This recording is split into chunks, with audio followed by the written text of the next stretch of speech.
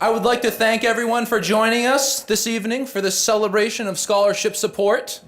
My name is Daniel Sullivan. I am currently enrolled here at UMass Boston's Graduate College of Education and Human Development in the Master of Education program. I'm in my final semester of that program and will be graduating next month. Thank you. This accomplishment is due in no small part to the support which I received from the gracious donors of the scholarships of which I was rewarded. I would like to personally thank the donors of the Sachs Fund for Teacher Preparation Scholarship, the Genevieve Burlingame Scholarship, and the Terrence Raymond and Jean B. Hood Scholarship Fund. I would not have been able to accomplish what I have in my education without your support. Thank you. So let me tell you a little bit about myself and how I came to find myself 1 month away from graduating from this fine institution for the second time. My journey to UMass Boston was a long and winding road. I began my foray into higher education in 2005 when I enrolled at Quincy College. In my first semester there, I got off to a good start. I was earning A's in all of my classes. I was seeing the path of higher education and all of its promise laid beneath my feet, materializing into something attainable. I was filled with hope. It was in the middle of October of that year, about halfway through my first semester, that I was dealt a life-altering blow. I was diagnosed with stage 4 Hodgkin's lymphoma. I continued attending classes and turning in all of my work while undergoing chemotherapy at the Dana-Farber Cancer Institute right here in Boston. I was able to pass my classes with A's and 1 B+, and after 6 months of treatment and an enormous amount of support from my friends and family, in the spring of 2006, a PET scan revealed that my cancer was in full remission and my educational journey had been blessed to continue. Thank you. I transferred to Bridgewater State College the following fall in 2006. In the weeks before classes in August of 2006, I was diagnosed with a particularly aggressive case of Lyme disease, which caused me to suffer from Bell's palsy, preventing me from moving the left side of my face. There I was, just a few months removed from chemotherapy, and the Lyme disease had progressed so much so that I couldn't close my mouth fully, I couldn't chew food or drink liquids properly, and I had to use medical tape to close my left eye at night as the muscles in the eye were not functioning and would not close. The intensive 30-day treatment required an intravenous port be inserted into my arm for the duration of the treatment. As the semester began, I returned to school in the midst of this treatment and did not miss a single class during it, earning a place on the dean's list that semester. In the fall of 2007, I transferred yet again, this time to UMass Boston. Here is where I would find my academic home. It was in my second semester here at UMass that I realized which area of study I wanted to pursue. I realized that throughout the course of my entire academic life, English classes were always where I felt most comfortable, where I excelled, and they were the classes which I enjoyed the most. So I set my course towards a degree in English. And in 2012, I graduated with a BLA in English. Now I am here again as a graduate student. The stakes are higher. I am now a father to a beautiful 4-year-old daughter. Her name is Harmony, and she is actually in attendance here tonight. Hi, Harmony. I love you, baby girl. And I'd actually like to say hi to my mom and dad. They're here as well. Thank you for being here for me as you have been for me my entire life. Thank you, guys. So the stakes couldn't be any higher. I am Harmony's sole source of financial support. All of my motivation in this world has been magnified and multiplied by her arrival. All of my focus has been pinpointed and refined. My focus and motivation in this world is to support her and provide her the most enriching and fulfilling life which I can. I earned decent grades as an undergraduate student, but as a graduate student, with my daughter in mind, motivating me, keeping me going day and night, I now have a 4.0 GPA. I do not let things be just good enough. I strive for excellence. I strive to provide for my daughter. Nothing is just good enough for her in my mind. I want everything to be perfect for her. And that starts with me doing my absolute best. I've been working full-time throughout my entire graduate school experience, running my own small construction business and performing labor in that business. Long, hard, dirty days building houses. It took a lot of efforts, and I gladly gave that effort, and I was able to make ends meet and keep our financial heads above water, barely.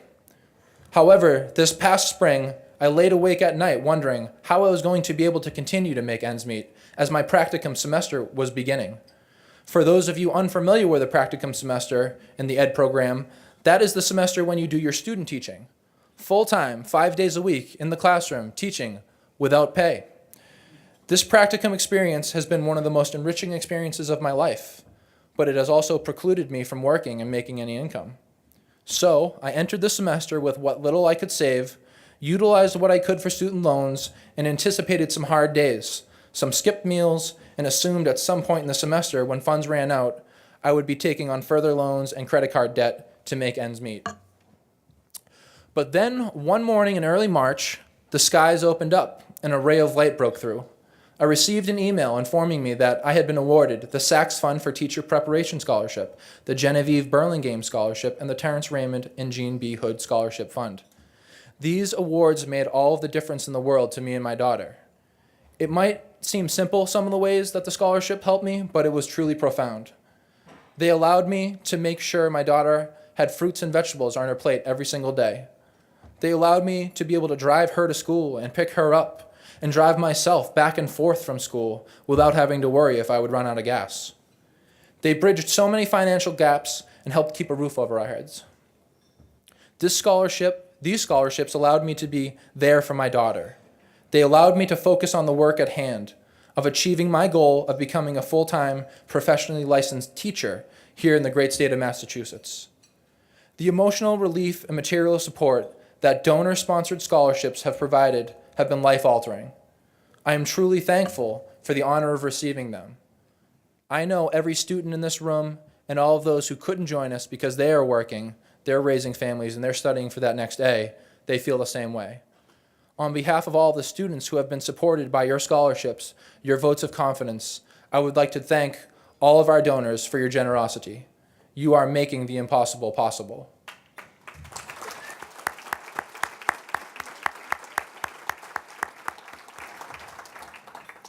It is now my honor to introduce the interim chancellor of the University of Massachusetts Boston, Catherine Newman. Prior to joining UMass Boston last July, she served as senior vice president for academic affairs in the office of the president of the University of Massachusetts and as provost of the Amherst campus from 2014 to 2017. The former James Knapp Dean of the Arts and Sciences at Johns Hopkins University, Dr. Newman has also served as a faculty member or academic leader at Princeton, Harvard, and Columbia universities. Throughout her distinguished career in higher education, she has remained an active scholar, completing 16 books, most recently Downhill from Here, Retirement Insecurity in the Age of Inequality, and authoring 5 edited volumes. Her research focuses on issues of poverty and policy and social mobility, topics that resonate with so many in our UMass Boston community. Ladies and gentlemen, Interim Chancellor Catherine Newman.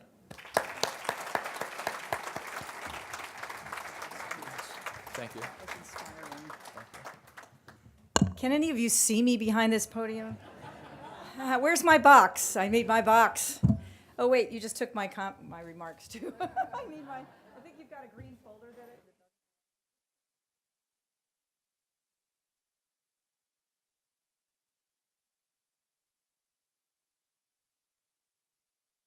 Well, I'm going to have to go up on my tiptoes so that you can see me. But first, let me just start with a slightly off-script remark here. Daniel, your life and your example is inspiring to all of us, absolutely all of us. Harmony, you are one lucky girl to have such an amazing daddy. Daniel's parents, I would like you to stand for a moment and let us give you a round of applause for everything you've done for your son.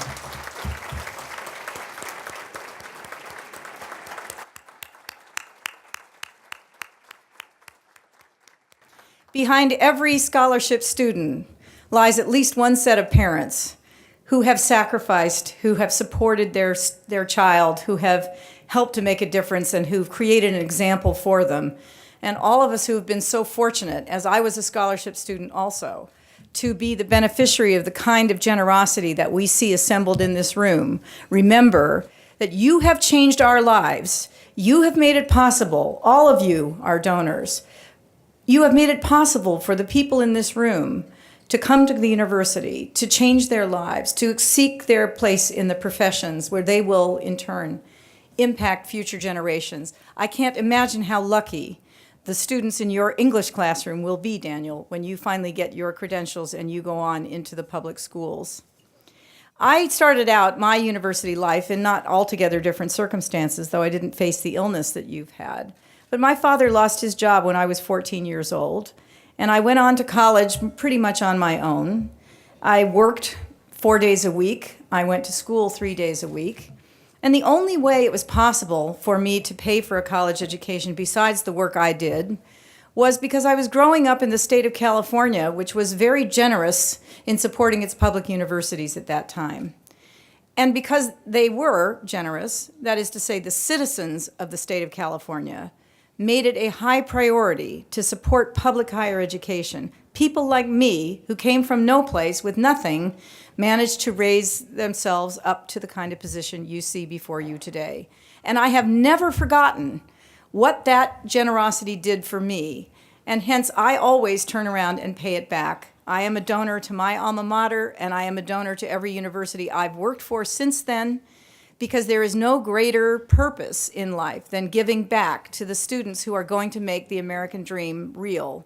So I am incredibly glad, fortunate, grateful to all of you for being here for our students. This is an extraordinary time in public higher education. We are struggling to find the resources we need to support these extraordinary students, and these are the students who stay in Massachusetts and become the backbone of the labor force here in this great state. Without your gifts, we would not be able to support them in the way that we have been able to, so we are eternally grateful. Let me say a little bit about some of the people who are sitting here who have been so generous. There are 20 named scholarship funds represented by donors in this room. These are donors who believe in the mission of the university and believe that we are providing an education equal to the very best of any university in this region. By providing named and endowed funds, you are ensuring that no student who is worthy of a higher education is denied that education based on their inability to pay. Many of the administrators, faculty, staff with us here tonight are here because they too are scholarship donors. Could I ask actually for the members of the staff and faculty who are donors to our scholarship funds to stand up this evening? I would like to give them a special round of applause.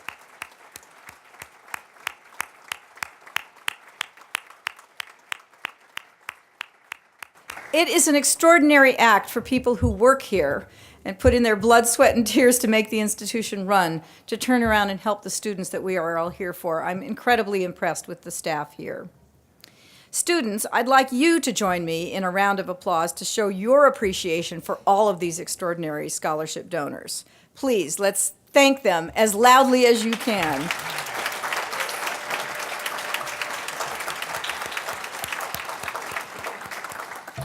When any of our generous donors, like those, all of you who are here with us tonight, make gifts to fund scholarships, you are doing much, much more than just writing a check. Your contributions are an expression of your hope for what higher education will mean in the lives of our students. And our students, in turn, come to campus with their own hopes, like Daniel did. Hopes to make the most of their academic experience, hopes for the future, for what they're going to do with those universities' degrees, and of course, the hope that they're going to be able to put the money together to pay their tuition. And these scholarships help to make that very real. So tonight, we are here especially to acknowledge and congratulate all the extraordinary students who are here, who are the beneficiaries of these scholarships. Whether your award recognizes your academic talents, your contributions to the campus community, or your potential for leadership, they all represent an investment in your educational experience and in your future. So let me see, please stand up, all of the students who have benefited from scholarships who are here with us tonight. All of the students.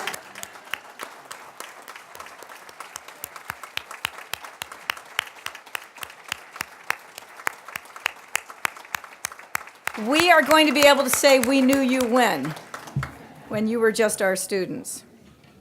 The name tags that our students are wearing this evening include the names of the scholarships that they've received.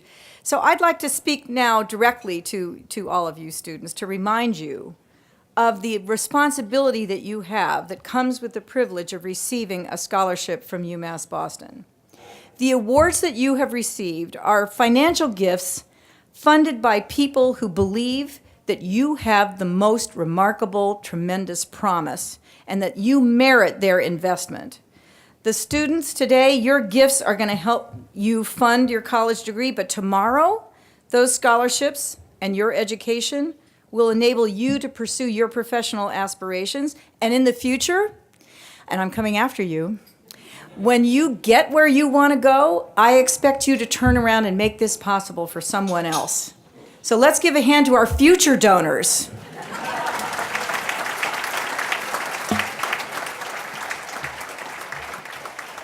Speaking of future donors, I would like to introduce you tonight to one of our most remarkable former scholarship recipients.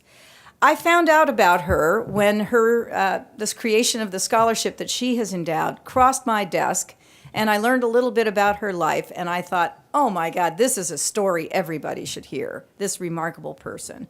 And so I am very, very pleased to introduce you tonight to Talita Guerrero. She graduated from the College of Management in 2015, thanks in part to the Charles J. Hoff Leadership Scholarship that she received from one of the university's most generous benefactors, Charlie Hoff. Through the Hoff Scholars Program, thousands of students throughout the UMass system of campuses have received annual awards that support them through commencement. Talita made the most of Charlie's support, and she now joins us as the founder of the Talita Guerrero You Can Scholarship Program here at UMass Boston. Talita, thank you so much for your inspired philanthropy. Thank you for joining us. I want everyone to hear your story tonight. We are so incredibly proud of you. And whoever's giving you a big kiss, come on up here.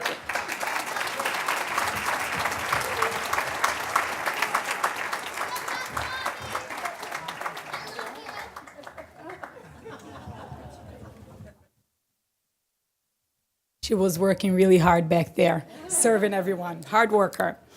So my name is Talita Guerrero, and I graduated here in 2015, business major, concentration in management. And I'm here with my children and their dad. And I just wanted to talk to you guys a little more about my journey. It really has been an incredible journey being here. I came here at 12 years old. I'm originally from Brazil. So my parents brought me here. Being an immigrant, not a word of English. My parents obviously had very low paying jobs, so they had to work extremely hard to make ends meet. We moved around a whole lot. So it was just very, very difficult assimilating. Just being a teenager, moving around. Many times we went back and forth to Brazil. We moved around in the country, back and forth to Florida, just trying to, settle down here and make a life. And, with them working really, really hard, 2-3 jobs, there wasn't a lot of support at home. So as a result, I kind of fell in through the system, in the cracks, and, didn't try very hard as a teenager, just had a very hard time. And at 15 years old, I got pregnant with a very young, handsome young man who is the love of my life and makes me proud every day. And now this is the part where I get very emotional. I practiced this many times, and it's hard. But when I turned 16, I dropped out of high school. And a week after I dropped out of high school, I gave birth to him. He came at 26 weeks. So he was very, very sick. Sorry.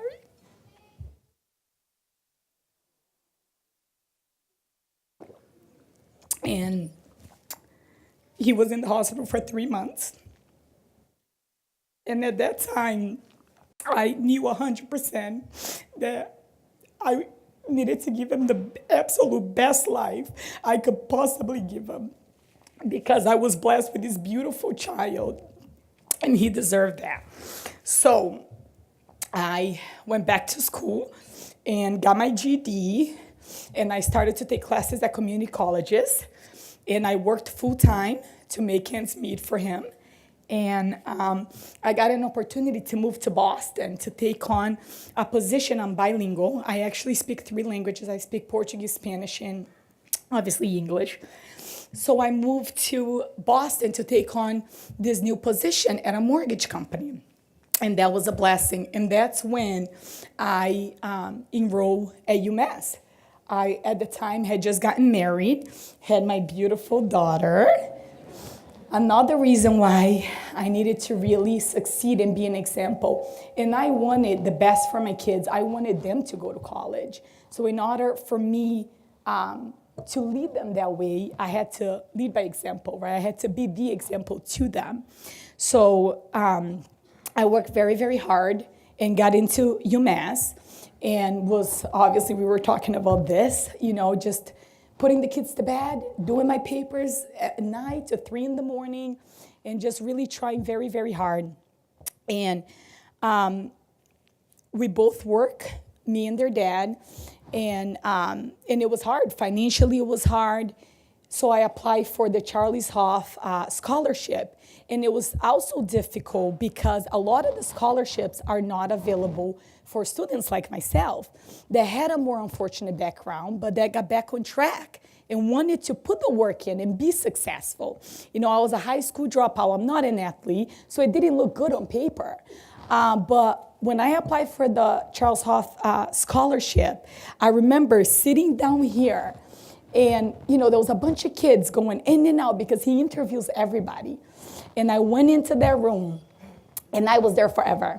I was probably there for like 20, 30 minutes, just chit-chatting, having a great conversation with him. And we connected in such a way that when I found out that I received the scholarship, it was huge. And it wasn't just huge because of the financial part, but it was huge because he believed in me.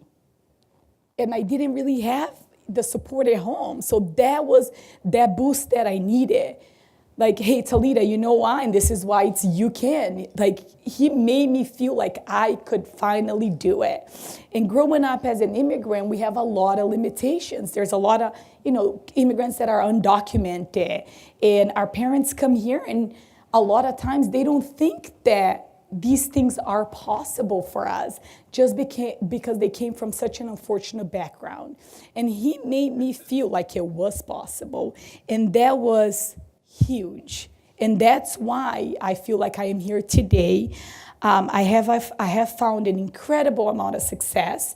I graduated in 2015, opened my own company in 2016. And today we do business in 6 different states, have over 20 employees, and we've been growing every year. And it's just been the most incredible experience to be able to not only have this amazing, successful business, but to be able to truly live a life that I could have never dreamed of. We have an incredible life. I just came back from a London trip with this one. This was her 20th country in 8 years of life. Like, come on, that's a good life. So, the You Can Scholarship is here to help young students to know that they can, and that they can achieve anything they set their mind to, regardless of where you come from, regardless of your current circumstances. If you have a dream, then you can achieve it. And that's why I've set up this scholarship. I hope that by having this, I can help another person just like myself to be able to really get out there and live a life that they always dream of. So now, without further ado, sorry for the tears, I want to introduce another remarkable scholarship recipient, Rena Guevara. She also faced many obstacles before enrolling at UMass. She is going for a bachelor's degree in philosophy and public policy, and she's graduating next spring. When I read about her, There were so many similarities. She's from El Salvador, and she has worked extremely hard to get to where she is today. And I'm so glad to know you now. So without further ado, I would like to introduce Rena. Thank you, Talita. That was amazing. Thank you.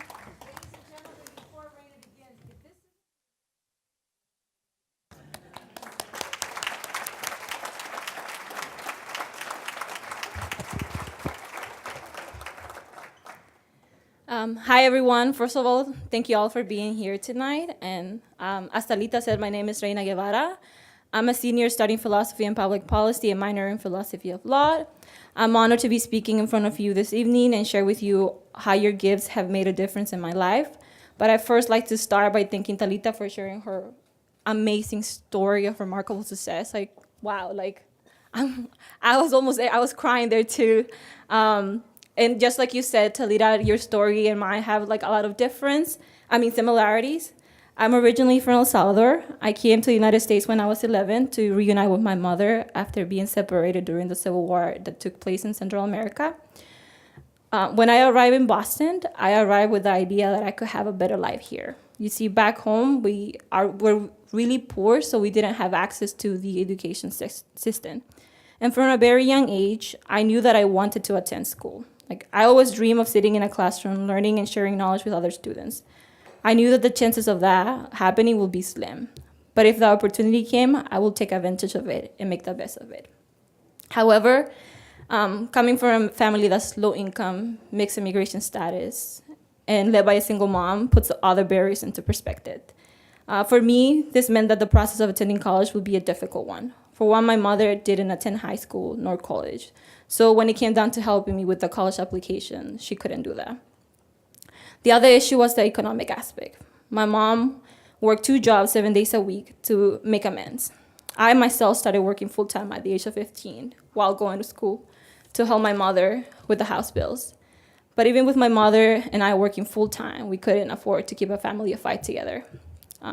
In my last year of high school, we became homeless, but we couldn't tell anyone because I'm undocumented, my mom is undocumented, and we were afraid that all of us will be separated from each other. And we didn't want that to happen at all. We'd rather stay together as a family.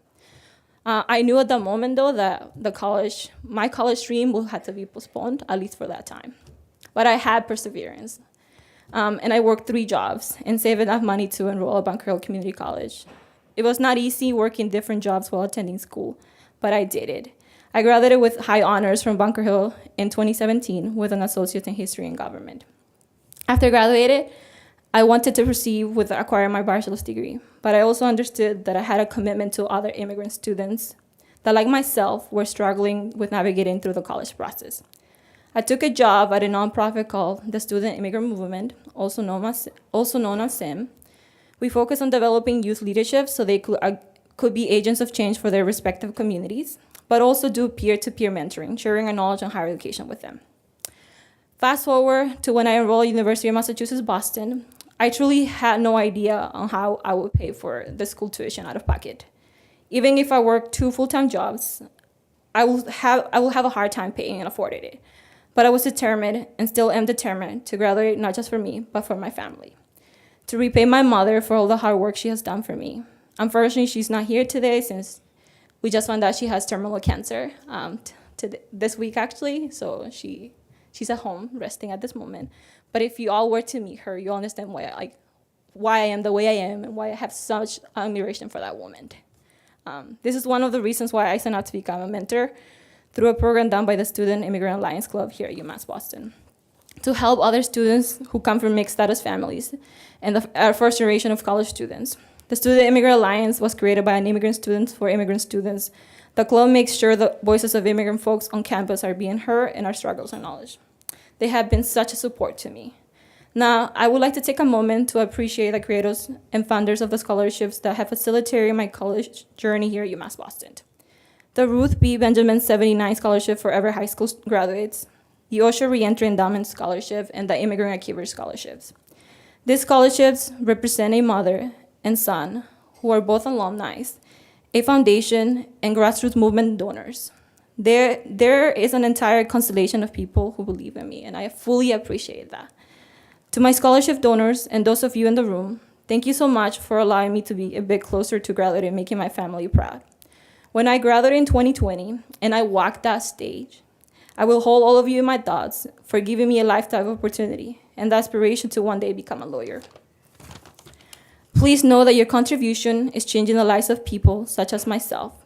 You all have inspired me.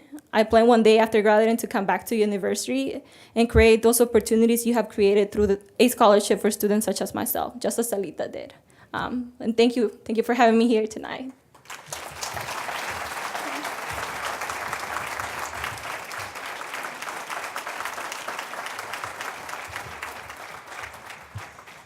You know, I have to think that not only the university, but the whole country is in good hands with these extraordinary people who have passed through our hands here at UMass Boston. I don't think it's escaped anybody's attention that our government in Washington is not particularly immigrant-friendly right now. But when we see the extraordinary strength of character, the drive, the determination, the ability to surmount every conceivable obstacle, most of which most of us have never had to face, all I can think of is I can't think of anyone I would rather share a country with than these people. So we bless you, immigrant students.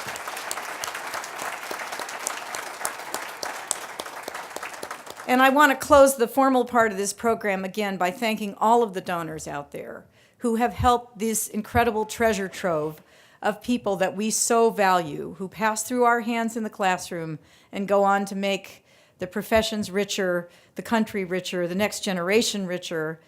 Without your help, we would not be able to do this for them. And I can't leave the podium without noting how very important that is for students who are undocumented. There are many kinds of scholarships that undocumented students cannot access federal scholarships. In many states, they can't access state scholarships either. So private scholarships are essential to the future of undocumented students who are the salt of the earth and who are going to make incredible contributions. And someday, there's going to be a government in Washington that is sympathetic to their cause and understands just exactly how much they contribute to this country. But whether you are an immigrant student or a native-born student, an ethnic minority student, a white student, I don't care where you come from, how old you are, or what you are studying. You belong here at UMass Boston, and I hope you always think of this as your home.